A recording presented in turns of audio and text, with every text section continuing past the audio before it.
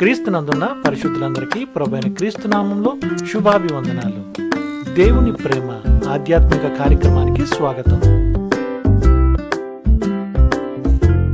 మీ శత్రువులను ఆయన వెళ్ళగొట్టియున్నాడు. జెఫన్యా 3వ అధ్యాయం 15వ వచనం. ఆ వెళ్ళగొట్టడమనేది ఎంత ఆశ్చర్యం! సాతానుకు మన స్వభావం మీద అధికారం పోయింది. పరలోకంలో వాడి స్థానం ఎప్పుడో పోయింది. మన మీద అధికారం చెలాయించే సాతాను శక్తిని ప్రభువైన యేసు నాశనం చేశాడు. సాతాను మనలను విసిగించగలడేమో కాని మనలను ఎంతమాత్రం తన వారిగా చేసుకుని అధికారం చెలాయించలేడు. మన ఆత్మలు వాడి చెరలో లేవు. కుమారుడు మనలను స్వతంత్రులుగా చేస్తే మనం నిజంగా స్వతంత్రులమై ఉంటాం.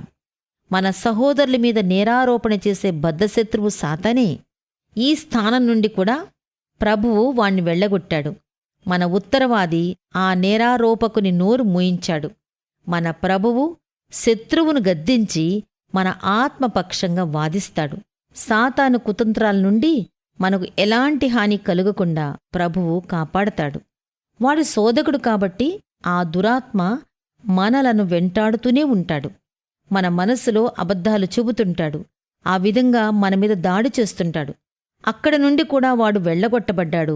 వాడు సర్పంలా తోకమీద లేచినా సార్వభౌమునిలా పరిపాలించలేడు కదా. వాడికి అవకాశం వచ్చినప్పుడల్లా మన చేత దేవదూషణ చేయించటానికి ప్రయత్నిస్తుంటాడు. ప్రభువు వాడి నోరు మూయించినప్పుడు మనకెంత నెమ్మది!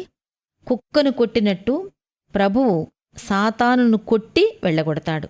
ప్రభువా, సాతాను అరుపులతో ఎవరైనా బాధపడి విసిగి ఉంటే వారి దగ్గర్నుండి ఆ శత్రువును పారత్రులు. వారి ఎదుట నీ మహిమను ప్రత్యక్షపరచు. నువ్వు పరలోకం నుండి వాణ్ణి వెళ్ళగొట్టావు. మా దగ్గర నుండి కూడా వెళ్ళగొట్టు. అసలు ఈ ప్రపంచం నుండి వాణ్ణి గెంటివేయి.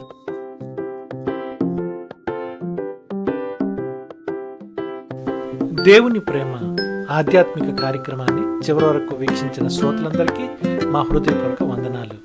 తిరిగి మరలా రేపు ఉదయకాల సమయంలో కలుసుకుందాం. ఇంతవరకు సెలవు. May God bless you. దేవుడు మిమ్మల్ని అందరినీ దీవించును గాక. ఆమేన్.